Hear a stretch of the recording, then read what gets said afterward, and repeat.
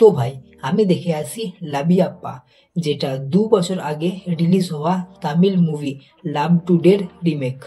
এখানে লিড হিরোর রোলে রয়েছে আমির খানের ছেলে জুনেদ খান, আর হিরোইনের রোলে আছে জাহ্নবী কাপুরের বোন খুশি কাপুর।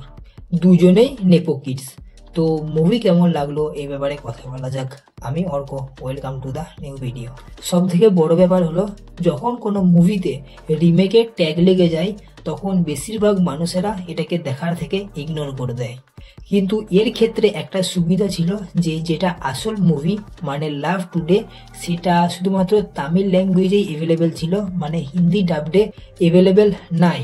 তাই 90% লোকেরা এটাকে দেখে নাই। আর যেহেতু এর স্টোরিটাও একটু ইউনিক ধরনের, তাই কিছু হলেও মানুষেরা এটাকে দেখতে যাচ্ছে। স্টোরি হলো একদম সিম্পল। জুনেদ খান আর খুশি কাপুরের ফোন একে অপরের বদলা বদলি করে দেয় তাদের বাবারা, কারণ তারা চায় যে বিয়ের আগে যেন তাদের মধ্যে কোনো রকম সিক্রেট না থাকে। এর পরের এই ফোন বদলা বদলি নিয়েই যে চুতিয়াপ্পাটা চলতে থাকে, সেটা নিয়েই গোটা মুভিটা। মুভিতে গৌরব প্লেড বাই জুনেদ খান, যার আগেতে একটা লাভ স্টোরি ছিল, আর বানি প্লেড বাই খুশি কাপুর, তারও আগে একটা লাভ স্টোরি ছিল। এটাই হলো মোস্ট অফ দ্য জেনজিদের গল্প। ওয়েট, আমার তো নাই। তবে এই ফোন বদলা বদলি নিয়েই মুভিতে যে সমস্ত ঘটনা চলতে থাকবে সেটা নিয়েই গোটা মুভিটা।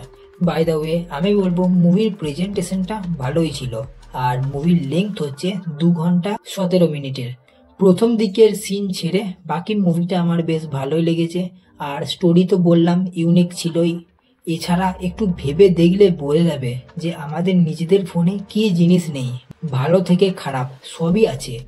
এবার আমাদের ফোনই যখন অন্য কারোর কাছে চলে যায় তখন তো সেটা চিন্তার বিষয় হয়ে যায়। তাই মুভি স্টোরি ওয়াইজ তো ভালো ছিলই, তবে আমার অ্যাক্টিং সবার অ্যাভারেজ লেগেছে। বিশেষ করে জুনেদ খান, তার অ্যাক্টিং একদম বিলো অ্যাভারেজ। আরও অনেক ইমপ্রুভ করা দরকার।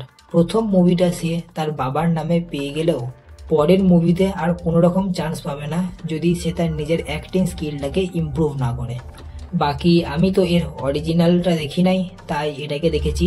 আর আমার মতো অনেকেই আছে যারা এটাকেই দেখেছে, কারণ এর অরিজিনালটা দেখে নাই। অ্যাক্টিং ওয়াইজ আমার কাউকেই ভালো লাগেনি, শুধু কিকু সারদাকে কিছুটা হলেও ভালো লেগেছে। কিকু সারদার এই মুভিতে ছিল এক্সটেন্ডেড ক্যামিও ভার্সন, মানে খুব একটা বেশি পার্টে সে ছিল না, তবে যেটুকু সময় ছিল তারই অ্যাক্টিং সব থেকে ভালো লেগেছে।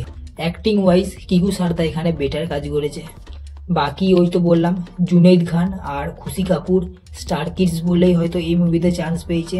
তারা যদি আর তাদের নিজেদের অ্যাক্টিং স্কিলকে ইমপ্রুভ না করে তাহলে হয়তো এর পরে আর তাদের দেখা যাবে না। তো ওভারঅল দেখে একে আমি দেবো 2.5 আউট অফ 5 স্টার। আবার দেখা হচ্ছে নেক্সট ভিডিওতে। বাই, সাবস্ক্রাইবটা করে দাও।